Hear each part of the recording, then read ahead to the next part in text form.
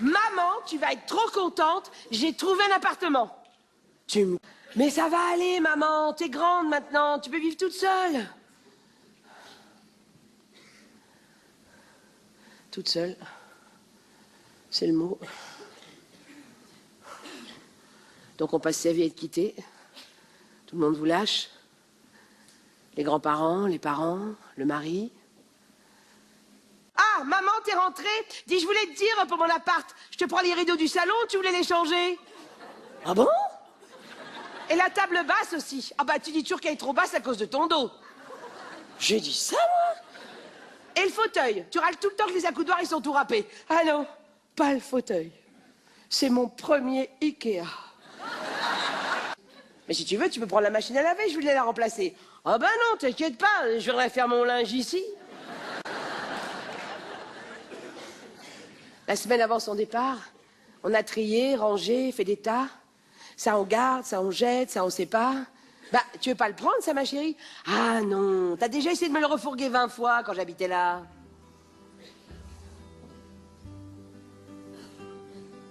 C'est la première fois qu'on l'a rangée sans s'engueuler, cette chambre. On a ri, on a pleuré. Derrière chaque truc qu'on trouvait, il y avait un souvenir. J'ai même retrouvé une photo d'elle à 5 ans, en train de donner à manger au lapin avec son arrière-grand-mère. Mais t'avais gardé cette photo? Bah oui. Oh, t'as vu comment tu m'habillais, la honte! On a pleuré en jetant les crayons mâchouillés de CM2. J'ai mis 1 heure pour mettre la main sur la petite clé de son journal intime. On a fait une lessive avec les vêtements de Barbie. On a plié précautionneusement ses posters de chat et ceux de Marilyn Manson. Mis au grenier ses chaussons de danse et ses bijoux gothiques. On a recousu la trompe de son babard. J'ai poursuivi dans tout l'appartement en lui demandant de me rembourser les 6 compas et les 5 rapporteurs que j'avais retrouvés. Ça s'est fini en fou rire sur son gros édredon. Et on a refait un Uno. Quand elle a eu bouclé sa 6e valise et ses 10 sacs poubelles, on a chargé la petite camionnette de chez Kiloutou. On s'est fait un dernier cocktail kiwi banane avant qu'elle n'embarque aussi la centrifugeuse.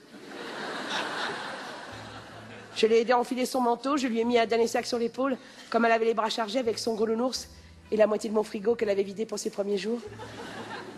Je lui ai ouvert la porte. Mais t'es sûre que tu veux pas que je t'aide, ma chérie? Mais non, maman. Mais comment tu vas faire avec tout ton barda, là? Eh ben, je le poserai par terre. Pendant ce temps-là, j'ouvrirai la portière et je le mettrai sur ses jarrières. Mais t'es sûre, ma chérie? Mais oui, maman! Elle m'a fait des grands au revoir derrière la vitre de l'ascenseur.